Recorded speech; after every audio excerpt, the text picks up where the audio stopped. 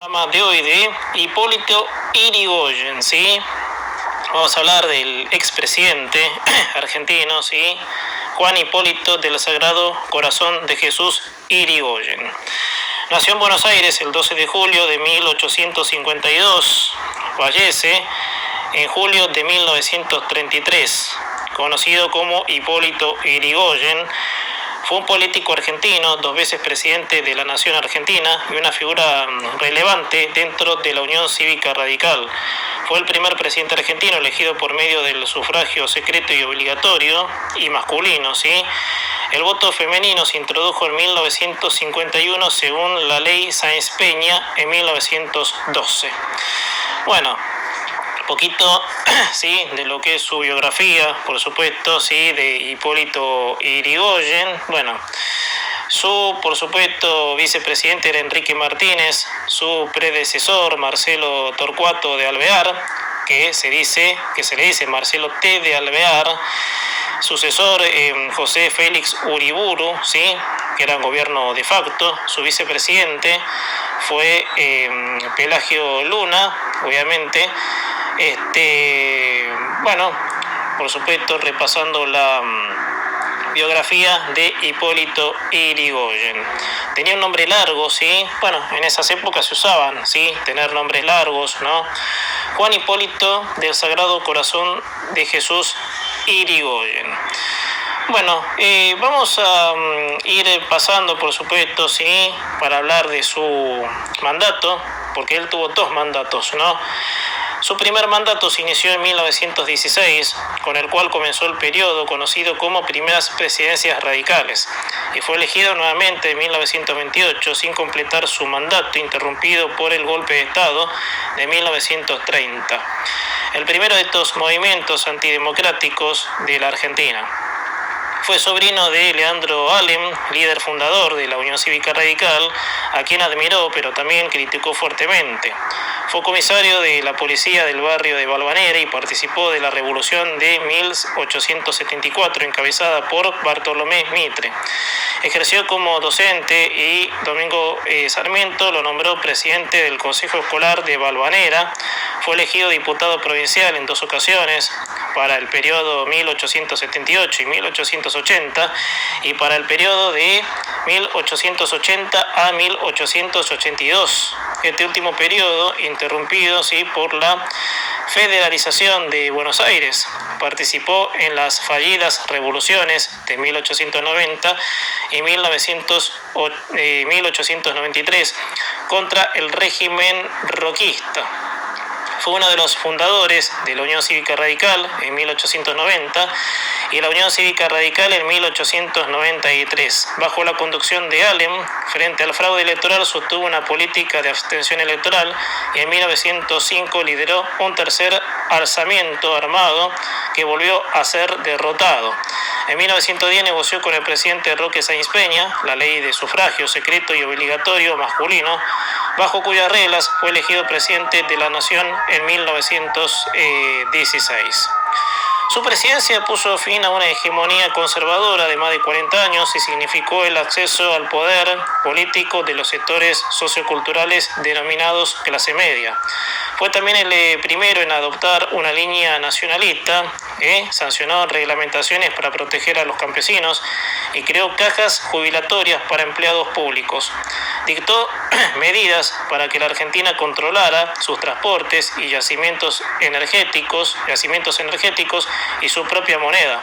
Reguló las tarifas de los ferrocarriles operados por capitales británicos, a la vez que se creaban líneas férreas estatales. En 1922 fundó Yacimientos Petrolíferos Fiscales, que es YPF, una empresa estatal destinada a explotar la riqueza petrolera del país. El estallido en 1918 del movimiento estudiantil de reforma universitaria fue apoyado por su gobierno, tomando una serie de medidas a favor de los reformistas, pese a las iniciativas que favorecieron a sectores obreros y medios. Su mandato se vio manchado por las mayores masacres obreras en historia argentina. la semana trágica de la masacre, ¿sí? la masacre de la forestal y la Patagonia rebelde, con miles de obreros asesinados por las fuerzas de seguridad, a las cuales les impactó ¿sí? la orden de reprimir, y grupos parapoliciales de extrema derecha, entre cuyos dirigentes había miembros del partido gobernante, contra los cuales el gobierno no tomó medidas para detenerlos. En materia de política internacional, Irigoyen mantuvo una posición neutral ante la Primera Guerra Mundial y, finalizada esta, abogó por la igualdad entre naciones vencedoras y vencidas, a la vez que defendía el principio de no intervención. Irigoyen fue cuestionado por integrantes de su propio partido por ejercer un liderazgo personalista.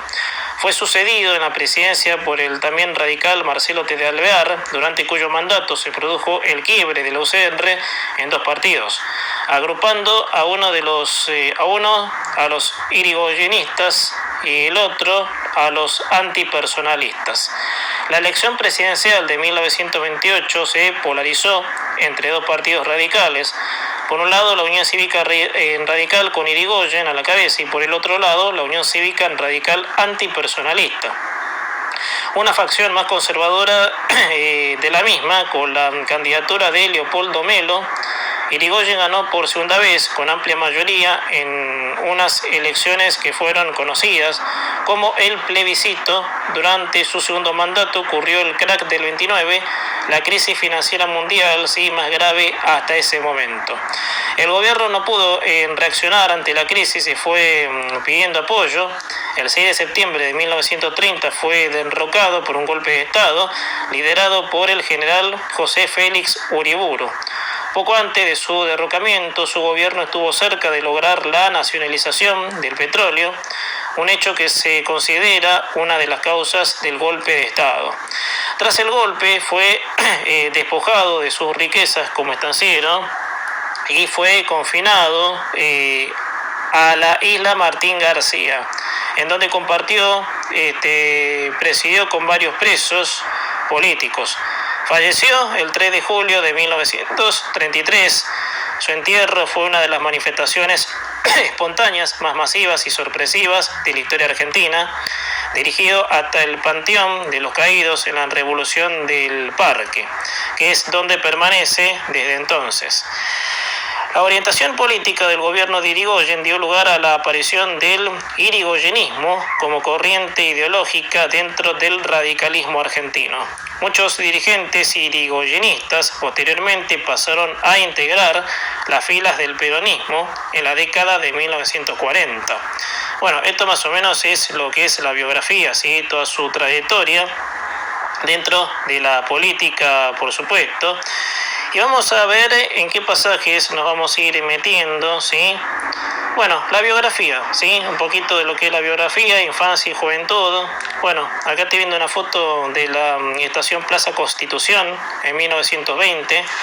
En Avenida Brasil, muy cerca de esta estación, vivió Irigoyen hasta su muerte en 1933. Años después fue demolida para construir la autopista Frondizi. Hay una foto que es irreconocible por los años que tiene, pero bueno. Juan Hipólito del Sagrado Corazón de Jesús Irigoyen, te decía, nació el 12 de julio de 1852. Pocos meses después de la batalla de Caseros, aunque Félix Luna sostiene que esta fecha puede ser errónea, el día del nacimiento sería el 13 de julio. Fue bautizado 4 años después, el 19 de octubre de 1856, en la iglesia de Nuestra Señora de la Piedad. Su padre, Martín Irigoyen Dodagaray, era un inmigrante vasco-francés que se casó en 1847 con Marcelina Allen Ponce, la hija de su patrón Leandro Antonio Allen. Padre también de Leandro Allen, un masoquero rosista que sería fusilado y colgado en la Plaza de Mayo. Durante su infancia, Irigoyen vivió en una casa del barrio de Balvanera y tuvo 4 hermanos: Roque, Martín, Amelia y Marcelina. En 1861, a los 9 años, ingresó al Colegio San José de Buenos Aires, manejado por los padres bayoneses, pero siguió sus estudios en el Colegio de la América del Sur, donde su tío Leandro Alem era profesor de filosofía. Irigoyen no fue un alumno destacado entre los demás, aunque demostraba tener una personalidad introspectiva. En un principio tuvo una inclinación por los estudios sacerdotales, pero los dejó al poco tiempo para seguir abogacía. Por algún tiempo Irigoyen y Allen compartieron el mismo lugar y este último intentó introducir a su sobrino en la francmasonería. A los 15 años Irigoyen interrumpió sus estudios para ayudar a su padre, quien había adquirido una flota de carros para trabajar en el puerto. Trabajó por un corto tiempo en una tienda y también tuvo un empleo en el tranvía. A su corta edad ya había tenido una extensa experiencia laboral, aunque siempre marcada por la dispersión. En 1867 comenzó a trabajar en el estudio jurídico que compartían Leandro Alem y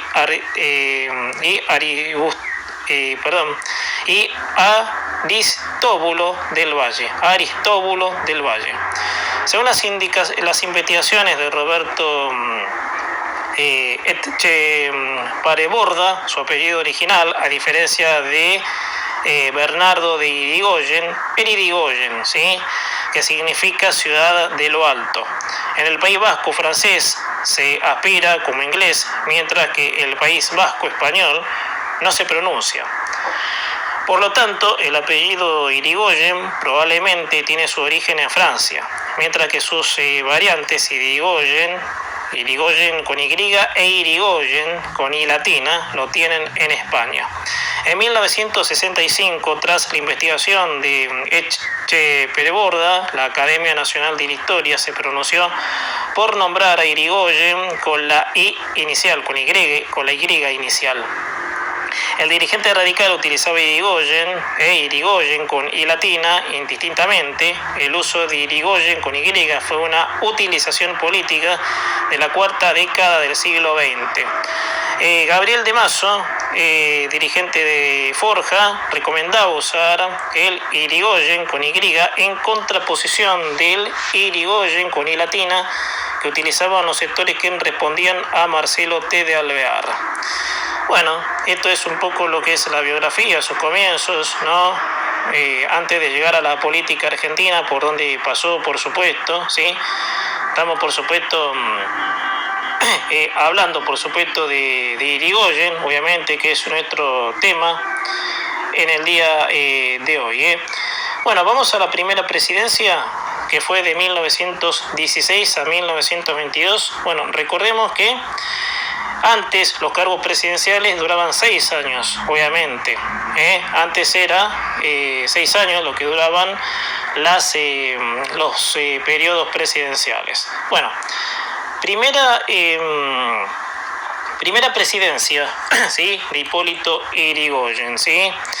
Bueno, fue el primer presidente en mantener una línea nacionalista, convencido de que el país tenía que manejar su propia moneda y su crédito, y sobre todo debía tener el control de sus transportes y de sus redes de energía y explotación petrolera. Para ello, proyectó un banco central estatal para así nacionalizar el comercio exterior, manejado por las exportadoras de cereales. Fundó YPF y dictó controles a las concesiones de empresas extranjeras que manejaban los ferrocarriles. El historiador del radicalismo, Gabriel del Mazo, dice que el gobierno de Irigoyen se caracterizó por su plan de tierra y petróleo. Además de la defensa del patrimonio nacional, Irigoyen procuró contener el expansionismo de los grandes grupos económicos extranjeros que actuaban en el país. Frente a la agresiva política intervencionista de Estados Unidos en América Latina, defendió el principio de la no intervención, llegando a ordenar, en un caso, que los barcos de guerra argentinos saludaran al pabellón de la República Dominicana y no al de Estados Unidos, que habían izado el suyo en la isla en el marco de la invasión de 1916. En materia ferroviaria se dictaron rigurosos controles a los ferrocarriles en manos de los británicos, sobre todo en lo que respectaba las tarifas y fijación de cuentas capitales. Se dio impulso además a la obra de ferrocarriles del Estado, buscando la salida al Pacífico para facilitar el transporte de las producciones del noroeste y sudeste, centro del país para llegar a Perú, Chile y Bolivia. El impulso inicial de la conquista de los derechos democráticos se vio frenado, ya que la UCR no controlaba el Senado ni la gobernación de muchas de las provincias. Irigoyen recurrió a varios casos a la intervención federal, lo cual ahondó el enfrentamiento con los sectores conservadores. Durante su primera presidencia se produjeron 20 intervenciones a provincias. Solo 5 lo fueron por ley y 10 intervenciones fueron a provincias gobernadas por radicales. El gobierno argumentaba que aquellas provincias cuyo gobierno había sido elegido por medio de elecciones anteriores a la reforma electoral tenían una gobernación ilegítima. Bueno, vamos un poco, ¿sí? Estamos por supuesto en la primera presidencia. Vamos a ver cómo era la política económica de ese entonces, del gobierno de Hipólito Yrigoyen. La expansión económica que experimentó la Argentina durante el periodo conocido como República Radical en 1916-1930, con una expansión promedio anual del 8,1%, ¿sí? Según sigue siendo hasta hoy en día uno de los ciclos de mayor crecimiento económico de la historia argentina. Sin embargo, Irigoyen debió enfrentar en la Argentina los problemas derivados de la Primera Guerra Mundial. Su política fue mantener la neutralidad, que implicaba en términos económicos continuar con el abastecimiento de los aliados, clientes tradicionales. Las naciones en guerra demandaban alimentos baratos, como algunos artículos industriales, tales como frazadas y carne enlatada, cuyas exportaciones se triplicaron durante el periodo 1914-1920. Eso es lo que hizo que la Argentina tenga un éxito tremendo, ¿sí? Con el comercio exterior. Pero bueno, después se estancaron, ¿sí? En cambio, las exportaciones de maíz y carne refrigerada, de mejor calidad que la enlatada, a su vez se frenaron las importaciones de manufacturas industriales que antes se producían en Europa, ya que los países participantes de la contienda centraron sus recursos en la industria bélica. Este hecho hizo que empezaran a surgir industrias para producir aquellos productos que antes importaban. Entre 1914 y 1921 creció el comercio con Estados Unidos, ya que Inglaterra y los demás países europeos no tenían nada que ofrecer a la Argentina. Cuando comenzó la Gran Guerra, el presidente Victorio de la Plaza ordenó la suspensión de entrega de oro a cambio de billetes que realizaba la Caja de Convención en 1889, como paliativo del pánico bancario y para evitar una fuga de capitales. Esto permitió que la moneda argentina mantuviera un respaldo fijo con respecto del oro. Se repartieron 14 millones de pesos en oro que provenían de legaciones en París y Londres, donde había quedado depositado como pago, ¿sí?, que los comerciantes europeos entregaban a nombre de los exportadores argentinos. Gracias a ello, el peso argentino llegó a tener un 80% de respaldo de oro para fines del primer gobierno de Irigoyen. El gobierno intentó sin éxito crear el Banco de la República en 1917, una entidad financiera cuyo objetivo sería regular la economía y las finanzas nacionales. Durante el lustro no se emitieron títulos de deuda y la deuda externa se redujo a 225 millones de pesos, para lo cual se dejaron vacantes varios empleos públicos a fin de reducir el gasto público. El Congreso no llegó a sancionar el impuesto a los réditos, cuya sanción pidió el gobierno en 1919. En el citado año se remitió al Congreso una reglamentación sobre conciliación y arbitraje de los conflictos obreros, el cual establecía una junta presidida por el titular del Departamento Nacional de Trabajo e Inteligencia, también por un representante de cada parte en conflicto para hacer llegar a un entendimiento viable a trabajadores y patrones. También en 1919 se llevó al Congreso una ley que reglamentaba el trabajo en obrajes y yerbatales, ya que las condiciones de los obreros eran inhumanas. Se aprobó así la ley número 11.728 durante la siguiente administración radical, en 1925, pero acabaría vetada por Marcelo T. de Alvear por insistencia del Congreso. Los precios del mercado internacional comenzaron a descender muy lentamente a partir de 1914, mientras que los productos manufacturados que Argentina importaba empezaron a costar más caros en relación con el precio de los cereales. Así fue creando una situación cada vez más difícil que condujo a una crisis general de la economía, cuyo mayor exponente fue el año 1929 al compás de la crisis internacional. Una industria con poco desarrollo, creada durante la Primera Guerra Mundial, pero comprimida después.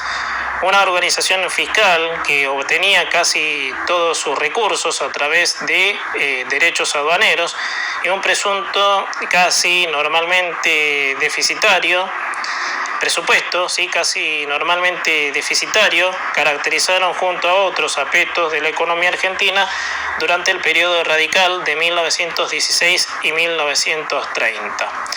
Bueno, vamos un poco a los ferrocarriles. Bueno, durante el periodo de la hegemonía conservadora, las concesiones a los ferrocarriles británicos fueron en muchos casos abusivas, ya que muchos directivos de estas empresas eran importantes políticos y legisladores.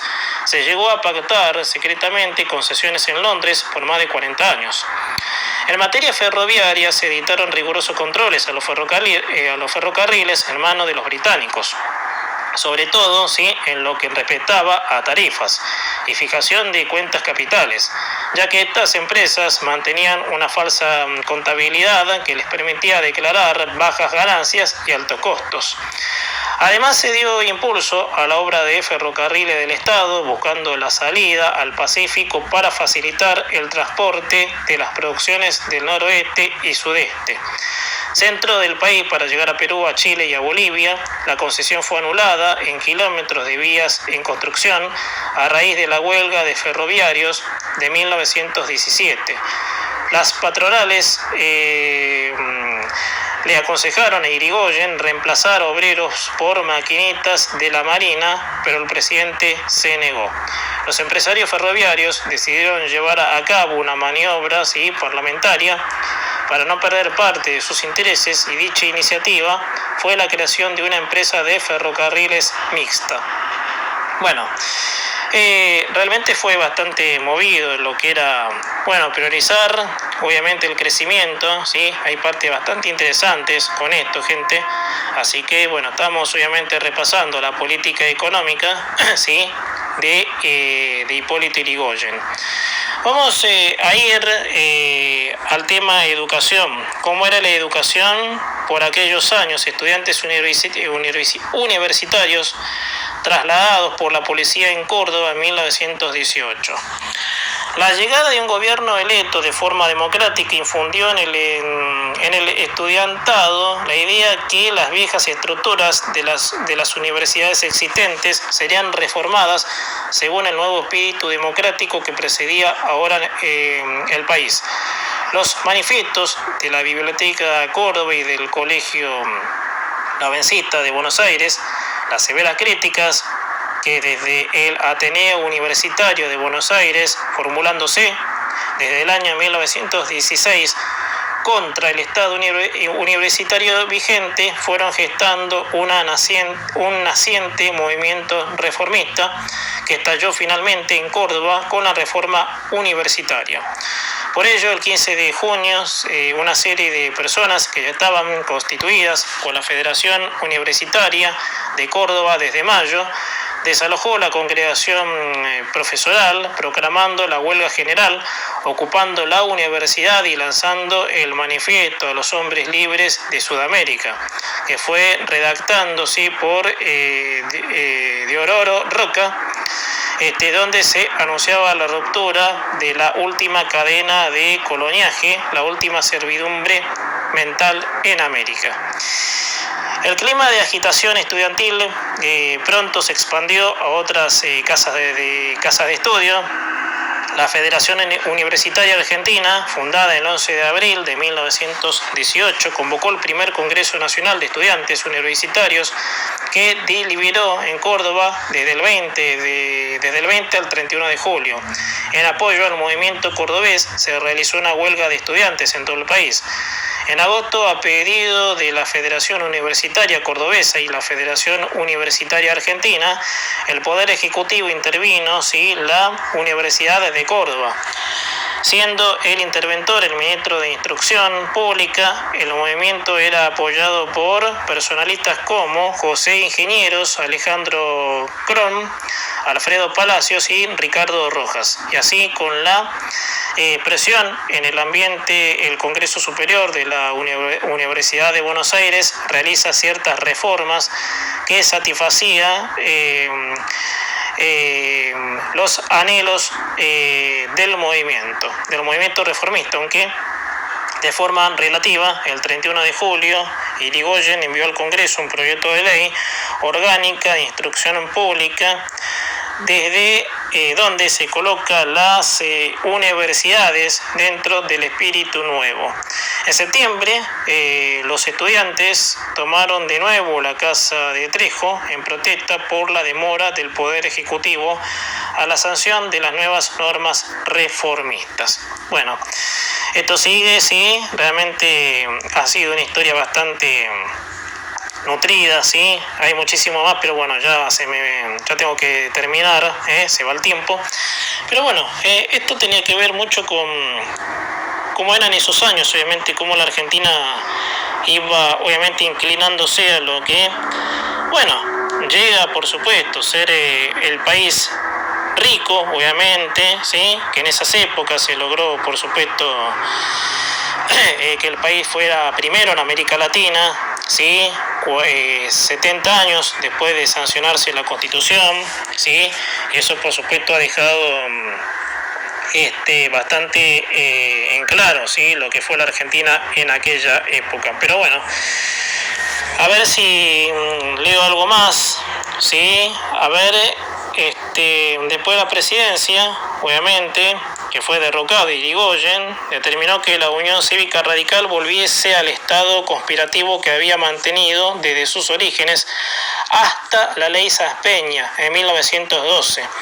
Tanto en Buenos Aires como en las provincias, todas intervenidas, el ejército y la policía mantenían atenta vigilancia sobre los dirigentes de aquel partido. Bueno, el 27 de agosto de 1931 se descubrió una conspiración radical en Tucumán. Según el Ministerio del Interior, sus cabecillas habían tratado de complicar a algunos elementos militares, quienes los denunciaron. El jefe del movimiento era el ex senador nacional, doctor Alberto Aguirre, que fue detenido. Hubo un nuevo intento el 31 de agosto, cuando otro dirigente radical, el doctor José Lozano Muñoz, trató sin éxito de sublevar la policía y el cuerpo de bomberos.